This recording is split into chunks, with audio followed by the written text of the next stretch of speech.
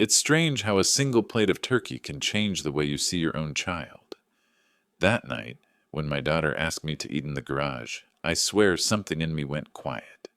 Not angry quiet, just hollow, like a sound got sucked out of the room. She said it so casually, too. Dad, could you maybe eat in the garage this year? My friends are over, and you kind of embarrass me sometimes.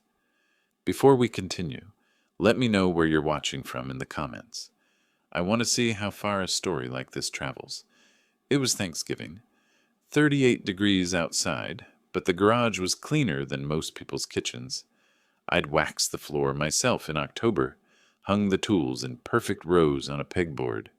I set my plate, turkey, mashed potatoes, a slice of Costco pumpkin pie, on an old workbench I'd refinished the year she was born. She was inside laughing with her friends, music playing from a Bluetooth speaker. I could see their shadows moving across the kitchen window. I'd paid for that house. Not the whole thing, of course.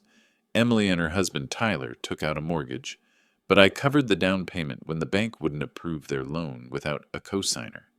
$50,000. I still have the DocuSign copy and the repayment note in my safe, because that's how I've always lived. Everything labeled, every receipt filed. Years as a union electrician taught me that paper is protection. I told myself it was fine, that maybe she just wanted a quieter space, that her friends felt awkward around older folks. But then, while I was scraping the last bit of cranberry sauce, I heard it. The window was cracked just enough. Emily's voice, clear as day. He still wears those discount jeans from Walmart. I swear Tyler's friends think I grew up poor. I froze, not because of what she said, but because of how she said it. Like I was a character in a joke she'd told too many times. I looked up at the security camera above the garage door. I'd installed that ring cam myself last month, after raccoons kept knocking over the trash. It records audio when it detects movement. I stared at the blue light blinking, reached for my phone, and hit save. Part of me hated that instinct, recording my own daughter. But another part, the part that's been stepped on too many times, told me to hold on to it, just in case. The truth is, Emily used to adore me. Back when my wife, Anna, was alive, Thanksgiving was our thing. We'd spend days cooking. Anna made cornbread stuffing, and I handled the turkey fryer out on the driveway. Even after that one year, I singed off half my eyebrows. Emily would bring her friends over, proud that her dad could deep fry a bird without burning the house down. She used to brag about me. Now she tells people I make her feel small town. I ate in silence for a while, the kind of silence that hurts your ears. Then I noticed the little things, the mismatched folding chair under me, the styrofoam plate bending at the edge, the echo of laughter from inside. I remembered how, just last month, I'd helped her replace her water heater, crawling under her house for 2 hours because the plumber quoted her $600. She didn't even say thank you. Still, I told myself maybe I was overreacting. Maybe she didn't mean it the way it sounded. That's what fathers do. We rationalize pain. But the Ring app kept buzzing on my phone. Motion detected. More laughter. More voices. And then one of her friends, a guy I didn't recognize, said, "So that's your dad?" The garage guy, and she laughed. That laugh is what did it. Not the words. The laugh. It had no trace of guilt. No awareness. Just mockery. I finished eating, wiped my hands, and went inside to wash my plate. The moment I stepped into the kitchen, the room went quiet. Her friends avoided eye contact. Emily looked at me, red-faced, and said, "Dad, I told you we were having people over." I wanted to say something. Something fatherly, or maybe something that would sting the way her words stung me. But I just smiled, placed the plate in the sink, and said, "You have a beautiful home." Then I walked out the front door, down the steps I'd built myself, and into the cold. On the way home, I kept thinking about one thing. That Ring recording, every word, every laugh stored in the cloud. Proof. But revenge wasn't what crossed my mind first. It was sorrow, the kind that ages you overnight. I sat in my truck outside my house for a long time. The driveway light flickered. motion sensor on a timer. I thought about the silverware Anna left behind, the one I'd promised to give Emily someday. It's still in my kitchen cabinet. Maybe I'll keep it there a little longer. But that night, I did one thing I hadn't done in years. I unlocked the safe, pulled out that promissory note for the $50,000, and laid it flat on the table.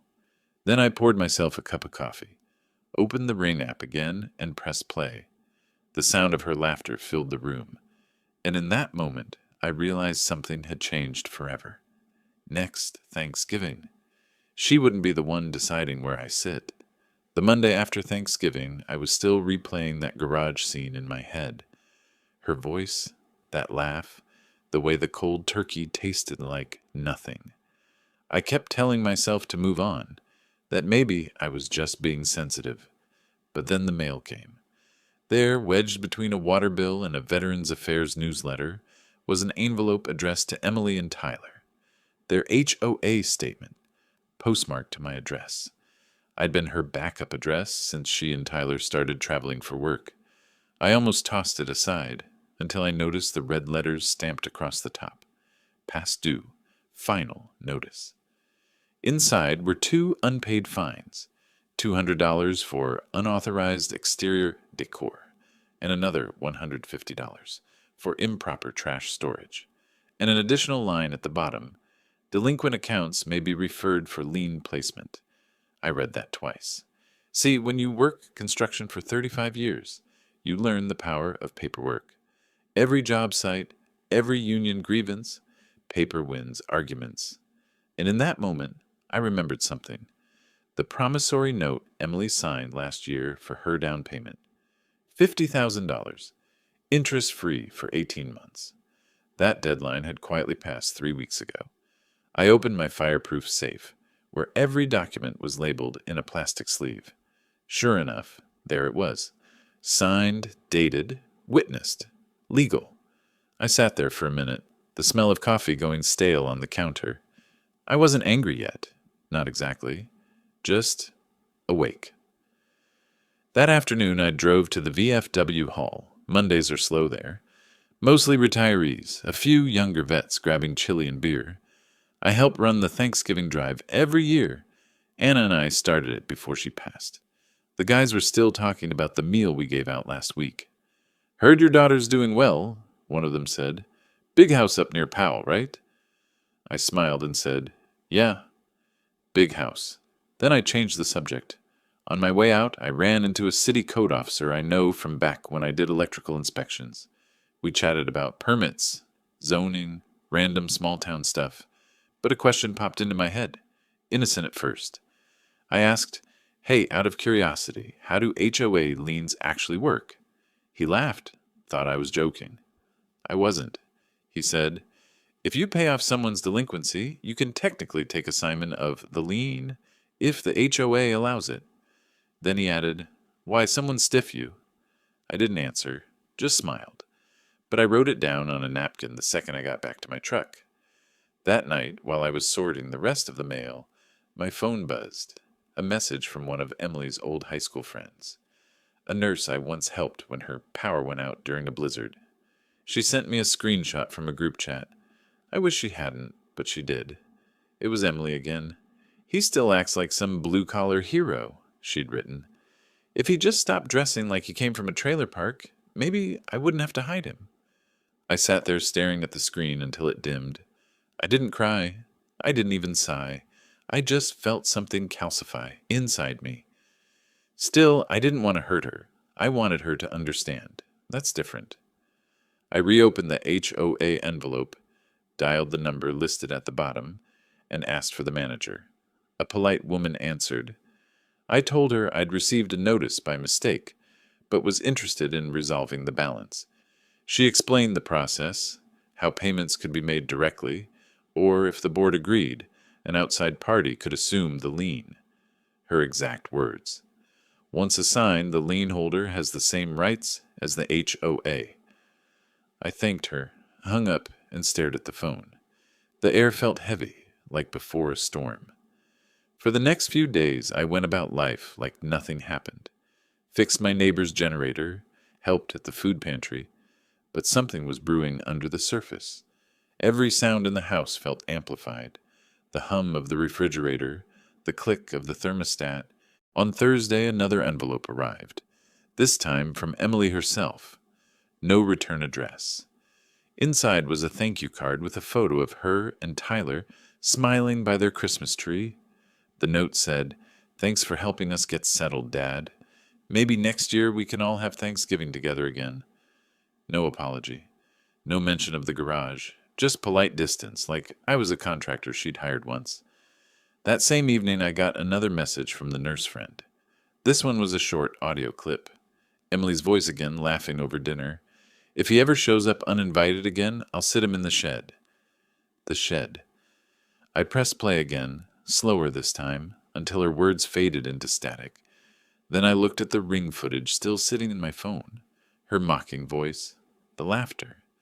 I hadn't shown it to anyone, but the idea that I could, that it existed, made her laughter sound smaller somehow. That night, I printed out a certified demand letter for repayment on the $50,000 loan. My printer hummed like it knew what I was doing. I sealed it, signed it, and placed it on the counter.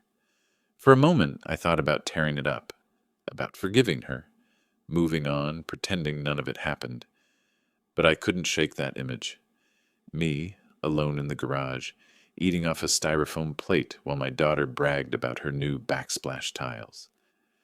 I took the letter to the post office the next morning, certified with return receipt. As I walked out, the cold air hit my face, and I caught my reflection in the glass door. Older, quieter, harder. I told myself it wasn't revenge, just accountability. But deep down, I knew that line was about to blur. Because once you open the door to justice, you can't always control who walks through it next. 2 weeks after I mailed that certified demand letter, I got the green receipt card back, signed by my daughter, dated, neat cursive just like her mother's. That tiny signature hit me harder than I expected. Proof she'd seen it. Proof she knew I wasn't just the quiet man eating alone in the garage anymore. For a few days, I waited. Nothing. No call, no text, just silence. Then one morning, I got a voicemail from her husband, Tyler. His tone was smug, the kind of calm people use when they think they're smarter than you. "Hey, old man," he said, "Emily's not paying you anything. You gifted that money, remember? Maybe check your memory before you embarrass yourself." Embarrass myself. Those words again. That night, I sat in my living room surrounded by old files, pay stubs, contracts, invoices, every scrap of my working life. When you grow up in a generation that never trusted credit cards, paper is proof of existence. My safe was full of it, the promissory note, the email trail from the loan transfer, the unsigned pink slip for the SUV I gave them. Turns out I never did sign it. The title was still in my name. I didn't sleep that night. Instead, I started making a list. Every document, every receipt, every favor I'd done for them that could be traced. Not to use it, at least that's what I told myself, but because I needed to remember who I'd been to them. The next morning, I drove to the HOA office. The building was a beige strip mall suite that smelled like lemon cleaner. Behind the counter sat a woman named Nancy, polite but sharp. I told her I was there to ask about the delinquent account for Emily and Tyler. She glanced at the screen, then back at me. "Yes, they're still overdue." "Are you related?" "I'm her father," I said, "and I'd like to clear the balance." Her eyebrows lifted. "You want to pay it off?" "Not exactly," I said. "I want to assume it. I read that the HOA can assign liens." She hesitated, then said, "That's unusual, but yes, technically we can." I wrote a check on the spot. $250. Pocket change compared to what I'd given her before. But this time, I asked for paperwork, notarized, showing that I was now the lien holder. Nancy printed it out. I read every line before signing. That paper gave me legal rights over their property until the fine was repaid. A tiny foothold, a sliver of control. Walking out of that office, the December air stung like judgment. It didn't feel like revenge yet. It felt like balance. That evening, I drove to the VFW to clear my head. The hall was quiet except for a few old-timers playing cards. The smell of chili and cheap beer lingered. I told them I wanted to reserve the big room for next Thanksgiving. Call it Anna's table, after my late wife. The idea hit me on the drive over. A dinner for anyone who had nowhere else to go.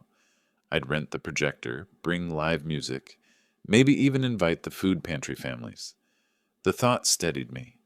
If I couldn't sit at my daughter's table, I'd build my own. When I got home, I pulled into the driveway and saw a car idling out front. Tyler's SUV. He was waiting for me. He stepped out, hands in his pockets, trying to look casual. "We need to talk," he said. "You're making things complicated." I told him to say what he needed to say. He leaned closer, voice low. "You don't want to push this, old man. You'll lose more than you think?" I almost laughed. "Lose what? My pride?" That went the night I ate in the garage. Then he smirked. "I heard you called the HOA. Maybe don't get involved in things that aren't your business." That was it. I didn't yell. I didn't swing. I just looked him in the eye and said, "The house was my business long before it was yours." He drove off, tires spitting gravel. I stood there until the taillights disappeared. The next day, I met with a small-town attorney I'd used years ago for a boundary dispute. The man still had my file on paper. I laid out everything: the note, the lien, the SUV title. He studied the documents, then nodded slowly. "You've got leverage," he said. "Real clean leverage. But you need to decide if you want repayment or a lesson." "A lesson," I said, "for both of us." He smiled. "Then you're playing it right." Quiet and by the book. On the way home, I stopped at Kroger, picked up supplies for the food pantry drive. Canned soup, turkey gravy, boxed stuffing. The cashier wished me happy holidays. I said, "Let's hope so." That night, I sat by the fireplace, sipping black coffee, watching snow drift under the porch light. The house was too quiet. I kept seeing flashes. Emily as a kid, sitting cross-legged by the tree, gluing ornaments from paper and glitter. She used to call me Daddy. Now I was old man. I don't think revenge was ever the goal. Maybe it still isn't. Maybe it's just the need to stand up once before you're gone. But as I set the lien document next to the repayment note, I realized I'd crossed a line. A small one, but a line nonetheless. I'd gone from defending myself to preparing for battle. And I had a feeling they had no idea who they were up against. Because when a man loses his place at the table, he learns how to build a new one from the ground up. And this time, I wasn't inviting anyone who laughed at me in the dark. When Tyler called me old man, I thought that was the end of it. But 2 days later, I got an email from something called Mediation Solutions, LLC. It was a PDF demanding I sign away the loan, a joke contract claiming my $50,000 had been a gift, not a loan. They even forged a signature. Mine. That's when anger stopped being an emotion and became a focus. I printed the email, slid it into a folder labeled for attorney, and drove to Main Street Law, a small 2-story office with wood-paneled walls and a flag in the window. My old attorney, Dan Hensley, was still there. Same gray mustache, same black coffee in a chipped mug. I laid out everything: the forged PDF, the promissory note, the lien transfer, the unsigned SUV title. Dan didn't say much at first. He just flipped through the pages, tapping a pen against his chin. Finally, he looked up and said, "You know, Frank, this is what we call checkmate on paper." He offered to send a cease and desist for the forgery and to prepare the paperwork in case I wanted to file for repossession or suit. But I told him not yet. I didn't want scorched earth. I wanted precision. That night, I sat in my garage, same one I'd eaten Thanksgiving dinner in, and started writing 3 letters, each typed, printed, sealed in a different color envelope. Option 1, full repayment of $50,000 plus interest within 30 days. Option 2, structured repayment and 100 hours of community service at Anna's table, the Thanksgiving food drive I was building at the VFW. If completed, I'd forgive every penny and donate the total to the pantry in Emily's maiden name. Option 3, do nothing, and I'd file suit, repossess the SUV, and publicly enforce the lien at the next HOA meeting. I had the letters delivered by a process server on Sunday morning, right in the middle of their brunch. By evening, Emily called me, voice trembling. "Dad, what are you doing? You can't just—" I interrupted. "You signed the note, Emily." You knew what it meant. She started crying, said Tyler was furious, said I was embarrassing her again. I said quietly, "You embarrassed yourself when you sent that fake document." Then I hung up. For the next few days, the silence was almost comforting, until I got another call, this time from the HOA president, Mark. He chuckled awkwardly and said, "Frank, your daughter and her husband came storming in today, told us to void the lien because it's family business." I asked him, "Did you?" He laughed. "We don't void legal assignments. You own it fair and square." That was the moment I realized something. I didn't have to destroy them. The truth, cold, documented truth, was already doing the work for me. But then Tyler made one last mistake. 3 nights later, he showed up outside my house again, parked across the street, lights off. He must have thought I didn't see him, but my Ring camera caught it all, his face lit by his phone, his mouth moving. Later, when I checked the audio, I heard him mutter, "He'll regret crossing me." So I did what I've always done when threatened. I made a record. I sent the clip straight to Dan, time-stamped and backed up. Dan wrote back one sentence. "If he tries anything, we go nuclear." That same week, my event at the VFW started taking shape. Flyers went up, Anna's table, Thanksgiving for anyone who needs one. People started volunteering, veterans, single parents, old neighbors. Even the HOA managers showed up to donate frozen turkeys. Word spread fast, ironically faster than the gossip my daughter had once spread about me. 2 weeks later, Emily showed up unannounced. She looked smaller than I remembered. No makeup, dark circles, hands trembling. She placed a cashier's check on my kitchen table, the exact amount owed, down to the cent. "Dad, please stop all of this," she said softly. I looked at the check but didn't touch it. "You didn't read option 2, did you?" Her eyes flicked toward the folder. "What?" I slid the paper toward her. "You can pay it, or you can earn forgiveness. The second way means working side by side with me at the food drive. Serving people who know what gratitude looks like." She stared at the words for a long time, then whispered, "Tyler will never agree." I said, "Then he'll learn humility in court." She didn't speak after that, just picked up her purse and left.